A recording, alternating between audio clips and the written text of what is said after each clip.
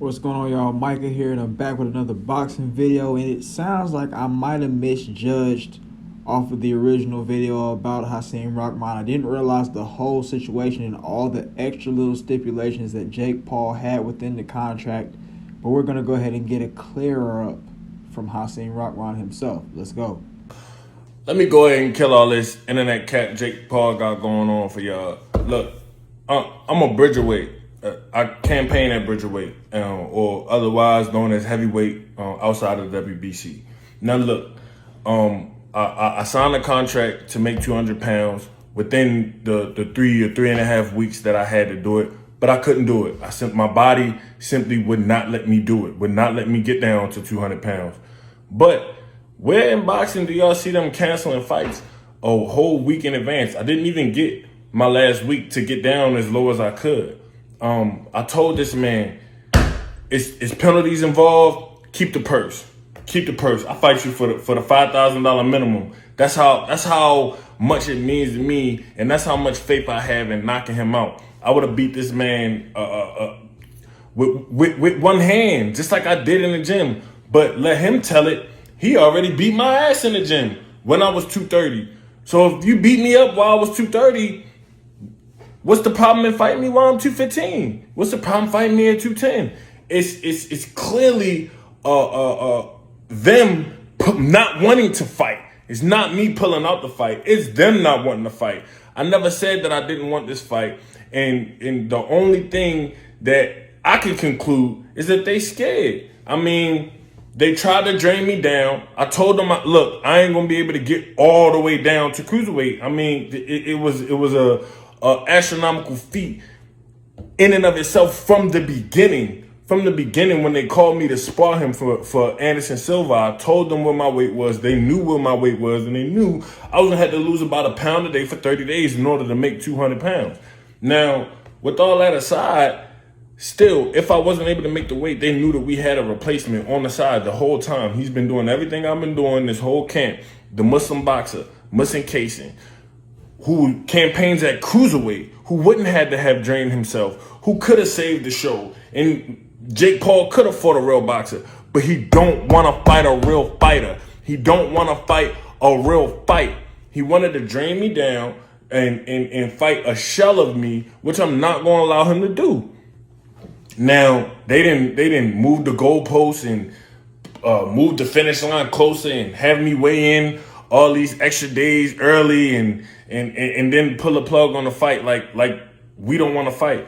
My team's 100% still wanted to fight, still ready, willing, and able to knock out Jake Paul on August 6th. So y'all blame your boy Jake Paul for this fight not happening. It ain't had nothing to do with me or my team. We let them know what the real was, and Jake Paul scared to make the fight. All he got to do is say, okay, I beat you up at 230, I beat you up at 215. I'm still coming down in weight, or I beat you up at 210. I'm still coming down in weight, but he don't want to do it because he don't want a real competitive fight. He wanted me to be a shell of myself when we got in there and got in that ring. But like I said before, I fight for all the Muslims in the world. Takbir, I will be back, and I will be world champion, inshallah, one day. Y'all gonna see me again. We're gonna be right at y'all, full-fledged and focused. So yeah, somebody's lying, and I'm not exactly sure who it is. If you listen to Jake Paul's video yesterday, he made it seem as if Hasim Rahman started out at 216, and then he just didn't want to cut the weight down to 200, which I thought was a sorry excuse and a super bum fighter. But it turns out that Hasim Rahman actually started out weighing 230. I don't know why you would sign a contract for a cut down to 200 when you knew you couldn't make it in 3 weeks, but you still signed it. I think that is on you right there still. But I didn't know the whole, I didn't know the exact numbers. I just thought you were 215 and you were just out here being sorry. So Hasim Rahman did do a little bit of work. He lost 15 already because he was 230 in the start. So we got to give him a credit right there. He lost the weight. Yeah, he'll have to lose a pound a day for 30 days. Anybody who's ever fought or cut weights knows that is hell. That is hellacious. You got to lose 30 pounds. You shouldn't even be cutting more than 15 pounds when it comes to get in a fight unless I guess I don't know. I guess if you want to talk about this kind of situation, you got a big money purse on the way, and you got to make it happen. But for the most part, you're not going to be worth anything, man. I also didn't know that Jake Paul had a rehydration clause where I guess he couldn't rehydrate back up to a certain amount, which is sorry.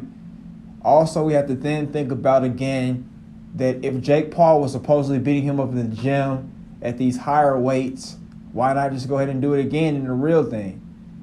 But yeah, man, I do also think it's a little silly that like I said earlier, that he even signed a contract in the first place, man. Like I said, I'm not really sure who exactly to blame here. I think both guys are to blame. I think Jake is with his silly ways and trying to finagle the contract and, finagle the fight in a way that he could just easily take down a shell of a boxer because he's cutting all that weight. He's not going to be worth anything. And then Hasim Rahman, the way you signed that contract at 200 pounds, knowing that you couldn't make it, is like, I guess it would be the equivalent of you calling a girl or I guess you flying her out or something and she come down. You guys already talked about it. You guys say, yeah, we're gonna do something. We're gonna have some fun. We're gonna bust it out.